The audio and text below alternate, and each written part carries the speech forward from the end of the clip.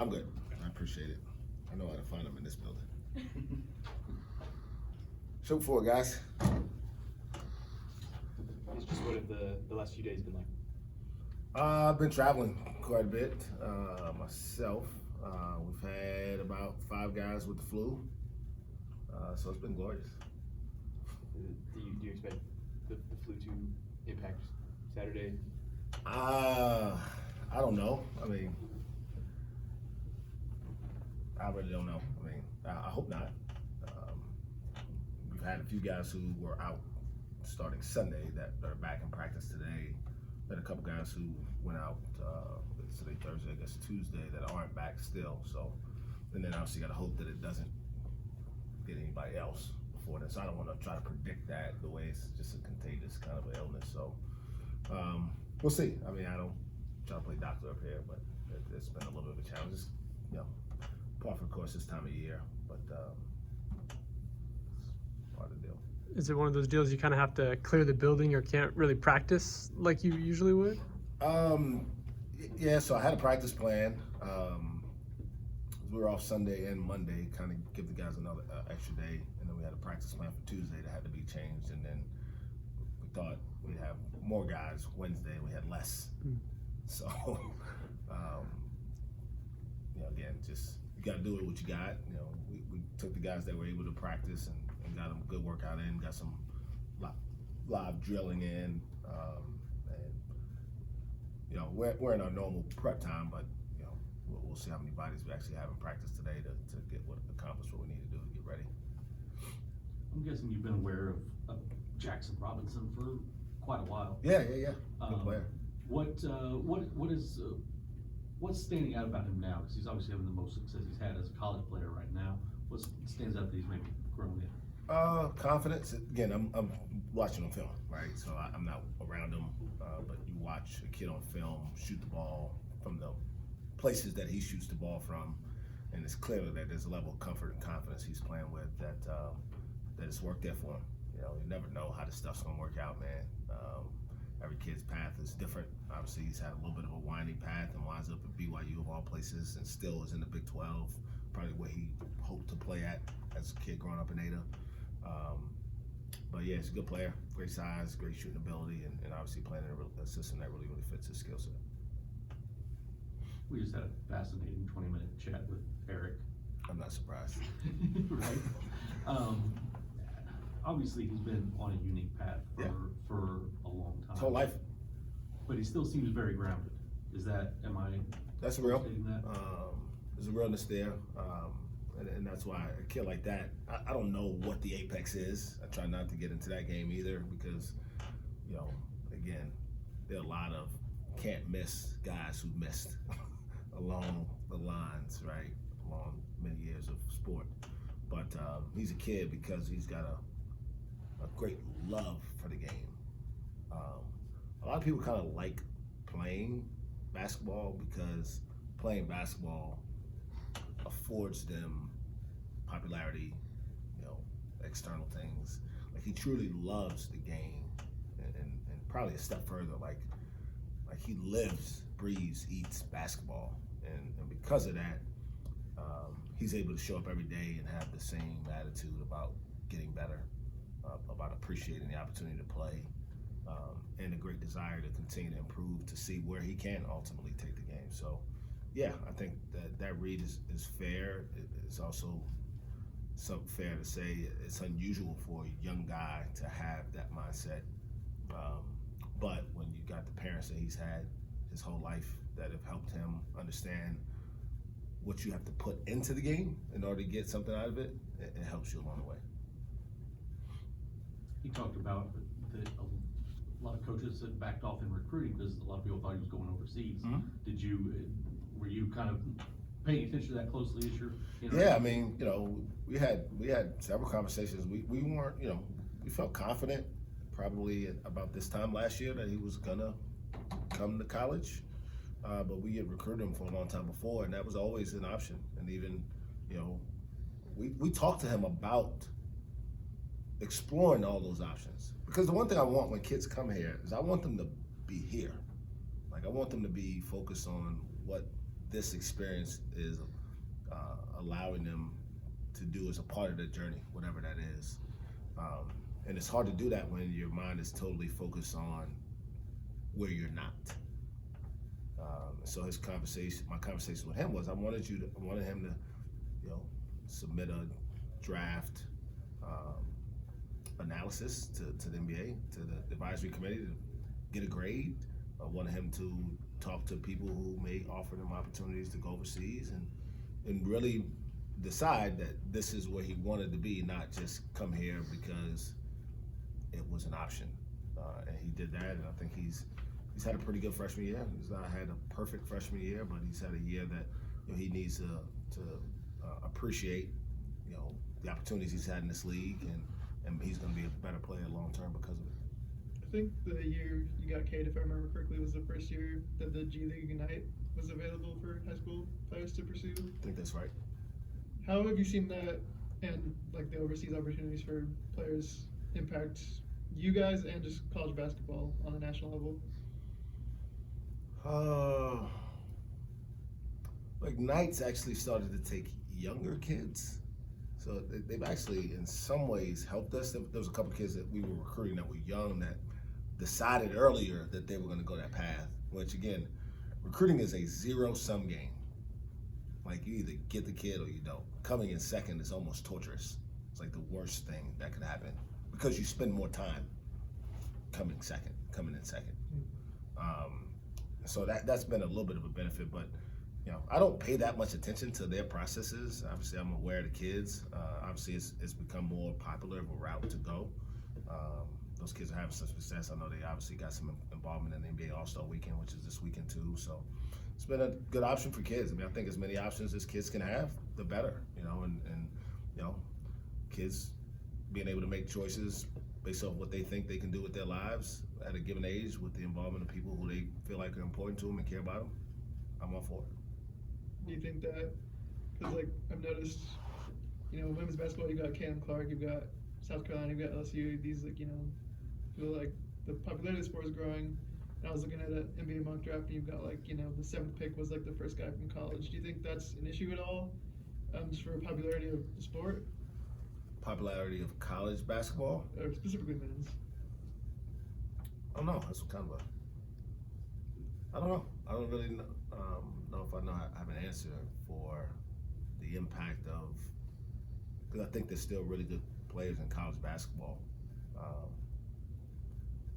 So there's a lot of factors into why people may not show up as much, right? I think that maybe that's what you're going to, right? That the attendance in women's basketball is growing and maybe men's is coming down. I'm not really sure what you're asking, but I think that college basketball is always going to have a great fan base. And if you're doing well, you'll have more fans. If you're not doing well over the season, you'll probably have less. And that's just kind of sport in general. There's a lot more stuff that attracts people's attention now. The ability to watch the games in a variety of ways has probably helped in terms of the revenue generating, but not in terms of the aesthetics. If you're watching on TV, right, the crowds. And I don't know what's going on, so I'm not saying this in any derogatory way, but I happen to be finishing up watching a high school game last night, and I flipped on the South Carolina Auburn game, and at the same time, I believe Arkansas was playing. What did they play last night? Tennessee. Those games were at the same time, right? I'm not losing my mind. Yeah. It's been a long couple of days.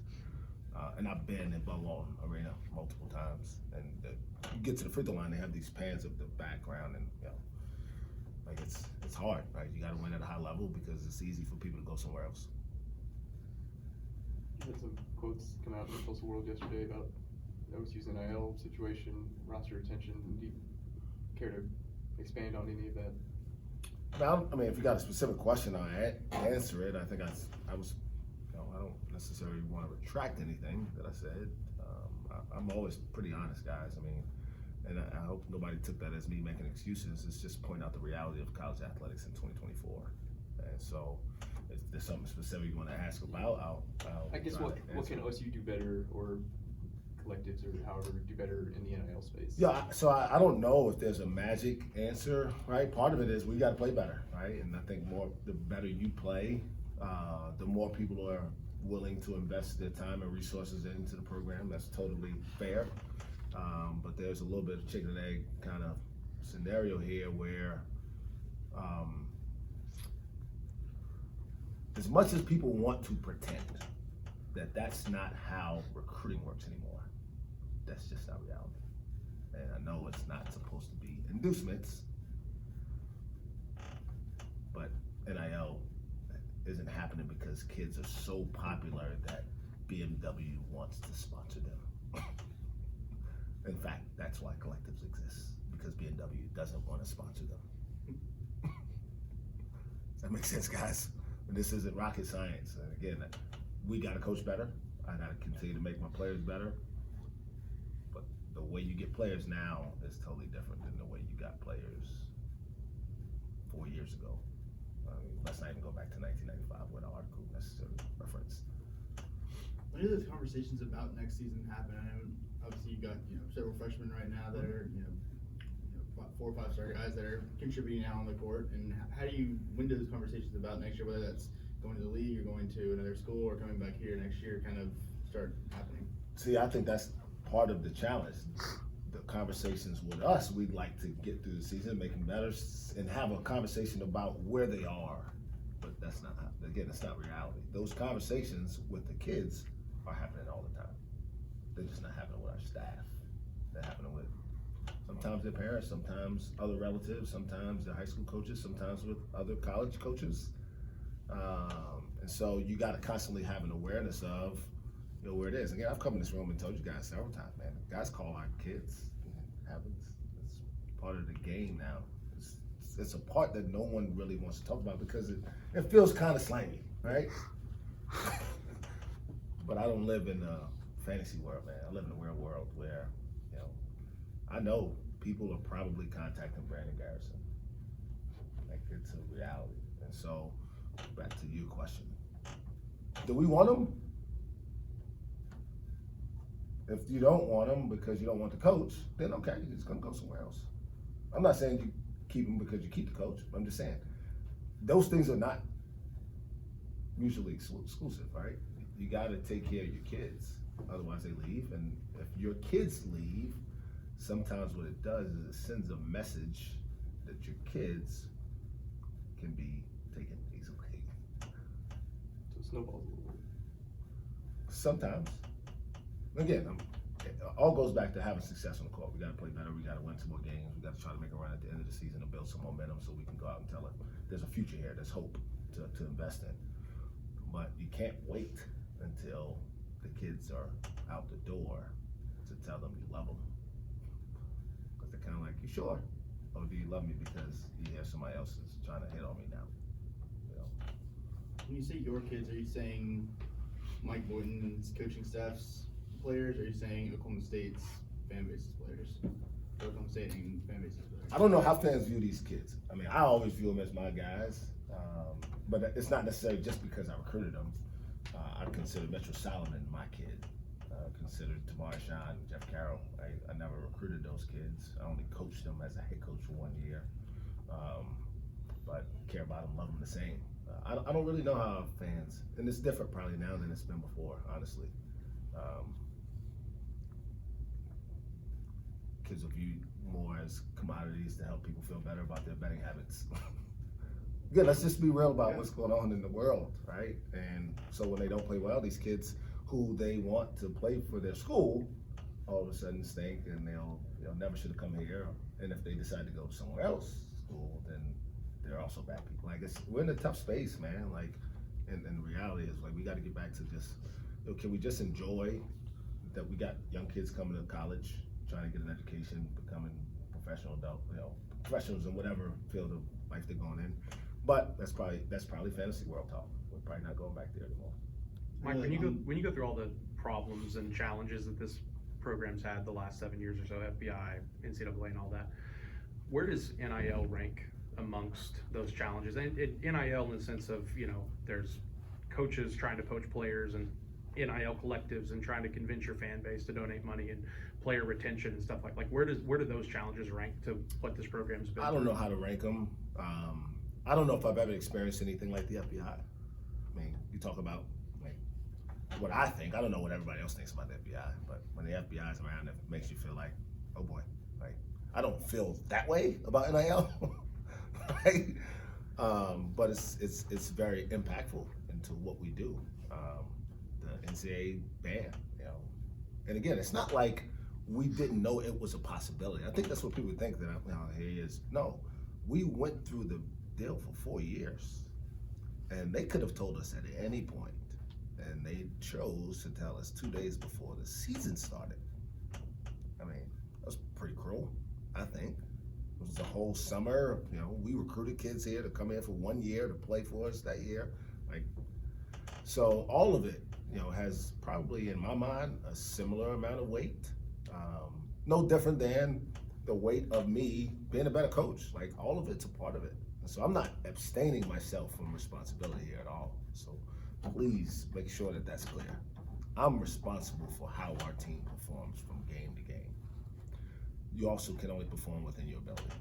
And so Brandon Garrison's not ready to kick Hunter Dickinson's ass 2 days after he plays well against Baylor and then go to Iowa State. He just can't. He's just not ready to do that.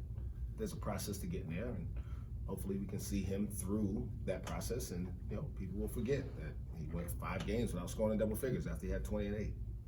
You know, just part of it. So I don't want to get into ranking him and trying to make excuses. It's all relevant, including me and my coaching staff doing a better job.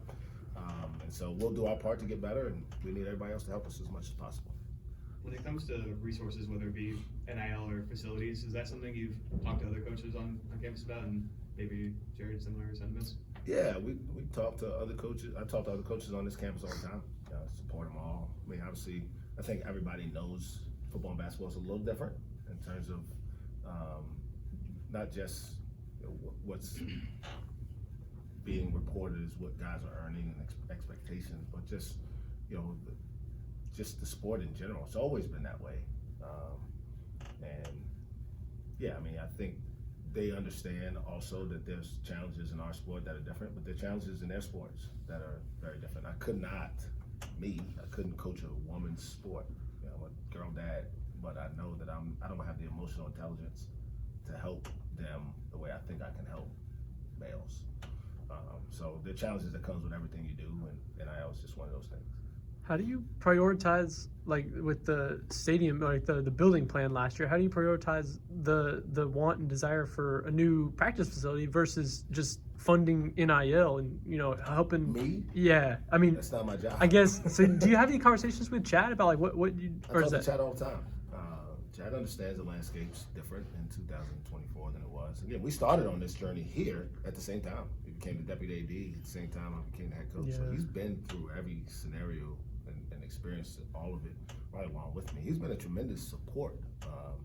You know, the reality is, I want to make this clear, like, our school can't do NIL. It's not an OSU thing. Oklahoma State University Athletics, we're not allowed to write checks to these kids. Like, that's not a real thing. So I think that maybe that one thing I want to address, like that maybe came out as if I need Chad to start making sure that, you know, when he writes a check to Terrence Rencher, he also writes one to Javon Small. That's not how this works. But it is the people who support your program that help build the collective, and then there's individual companies out there that support it in a different way. So I try not to tell Chad how to do his job. I try to tell him the needs of our program, but I understand he's balancing a lot of sports, a lot of successful sports right now. John Smith's doing a great job. Kenny Gajewski is off to a great start. And those programs need support as well. So his job's not easy, no question about it.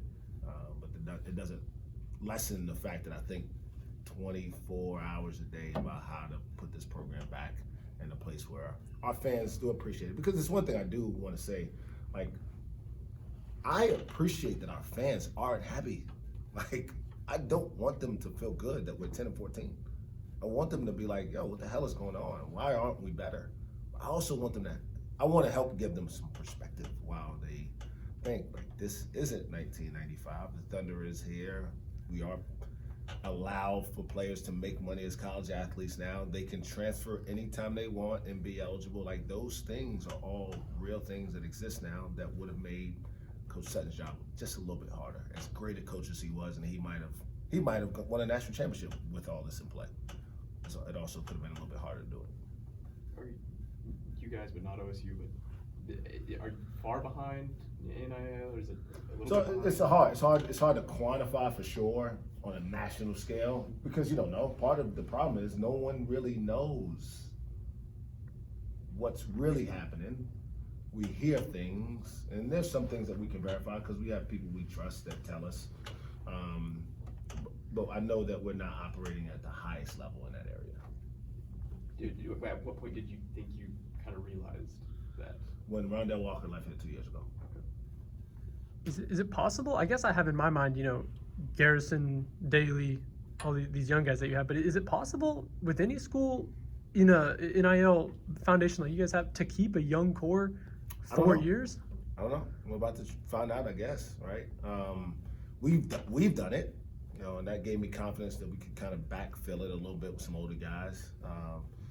So we just haven't performed as consistently as we need to perform. But we're going to find out, and it's not going to be, again, and call these kids and ask them, please, call their parents, the guys who left. I'm not saying I'm the best person in the world or John Wooden, but I don't think anybody left because they were like, man, that is miserable work playing for Coach Mike and his staff. It's terrible. Like, we're not getting better. We don't do anything. We never practice. Like, I'm just over here existing, and, I need something new. No, like, I still talk to most all these kids and their families pretty doggone often. So that's what makes it hard, is because some of it is just out of your control. And I don't necessarily begrudge the kids for making the choices that they've made individually, because that's what you get to do. You get to make a choice that you feel like is best for your future. How mentally taxing has this been on you? Because this is something that you've been this season a punching bag on social media, and you haven't really gotten to defend yourself in different ways. How mentally taxing has this been on you personal? I don't want to say how mentally taxing, because it really hasn't. The thing I don't sleep alone. I tell you guys that all the time, but I sleep peacefully just about every night, unless I've done something wrong at home. My wife's mad at me, which happens occasionally. But I've given this team every ounce of energy I have every day, because I know, like, we're asking some guys to do things that they're not quite ready to do, or they haven't done at this level before. And so because of that, there's a level of peace that I have. The other part is, again, respectfully, like, you've been in this room by yourself sometimes. No disrespect to anybody here. Like, this dude's literally, so if you decide to write an article, the most scathing thing, like, I would respect it, even though I may not like it, or I may dislike you for writing it. But I know you showed up and done the work, and you actually are, like, so many people just, they don't know. Like, they don't know. And so it's just the emotional fan in them that's responding. So I'm not gonna respond to that, because I need to be a professional. But I also had an opportunity to clear some maybe misconceptions that, hey man, like, we're the 13,000 people that were showing up here to watch Tony Allen, who I hope is one of the guys that comes back this week. I'm honoring the 2004 Final Four team. Like, it's just a different world, and that's got to be at least acknowledged as a part of the conversation. You don't have to say it's a good enough excuse, but at least acknowledge it as a part of the conversation. Correct me if I'm wrong, but it kind of feels like there's this barrier of, for there to be interest in investing in a team, there has to be winning an NCAA tournament bid, maybe even a run in the tournament, but you can't make that possible without the investment. So how do you kind of break through that? That's a great question. I mean, but listen, like, it would be totally irresponsible for me to say the Oklahoma State basketball fan base doesn't care about basketball. But if I said in the 2020-21 season, I had the #1 player in the country on this campus and only 4,000 people came to watch him play, would I be factually correct? There's 16,000 seats out there every game. He played 17, 18 games here. What happened? What's wrong? It would be crazy for me to make that argument, though, right? Because they couldn't, and I'm sure if they could, they would. And my point is, like, I can't tell you what the happy medium is between how much winning does it take to say, okay, I believe we can continue to build here, versus let's scrap it, start over, and we'll invest all the money into next year, because that's what happens, guys. It's the reality of sports. I get it. At the same time, I know that things happen out of people's control sometimes, and the landscape of college athletics changing had nothing to do with a decision that Chad or I or Coach Holder at the time or Casey Strum or Burns Hargis before then. None of us made the decision. We're all adapting to the new world of college athletics. Again, I think one of the points I was making, like, recruiting's never been a challenge until recruiting became not recruiting anymore. Like, what I had to do to get Cade Cunningham here was way more difficult than what it takes to get players on campus now. It's not even the same thing. It took 4 years of making sure I was there more than Bill Self, and making sure I was there more than Roy Williams, and making sure I was there more than all these other coaches who had national championships and Final Fours and all these NBA guys. I had never coached a guy in the NBA as a head coach. I hadn't coached an NCAA tournament. But over time, the relationship mattered enough that he believed that I was going to do the right thing by him. I can't work that hard anymore. Not when you can say, here's $500,000 to come spend 9 months over here. I like you, coach, but I might get hurt this year, man. And all you got is a scholarship for me. And I still got to give those books back at the end of the year. So in that vein, how do you get Brandon Garrison, Eric Daly, Connor Dow, Jamarian Keller, Justin McBride in this class? Like, how do you think you? No, again, part of it, I think that's part of the message. Like, even if they think I'm not the guy, whoever it is, if they want these kids, if they think they're good enough to invest, they need to invest in these kids.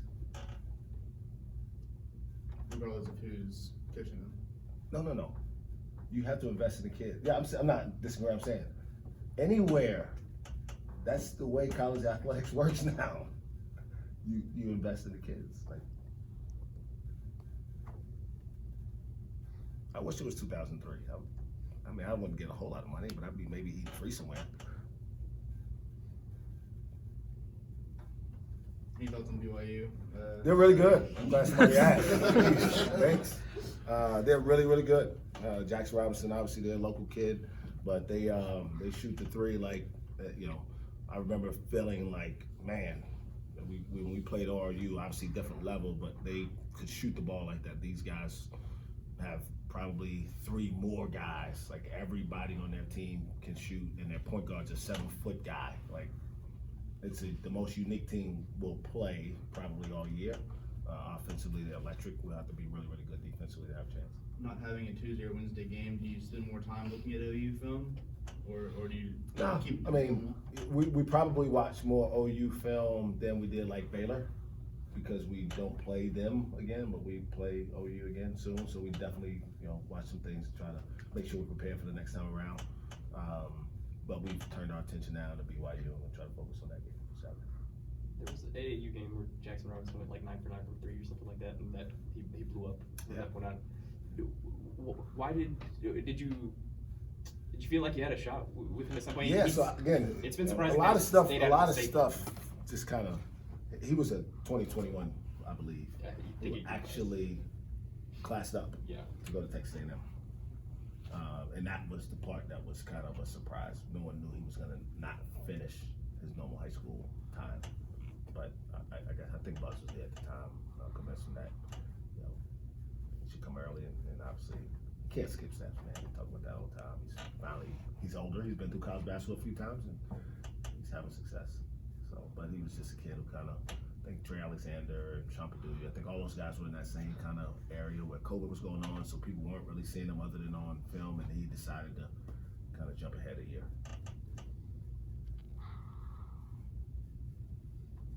Thanks, guys. Thanks, Mike.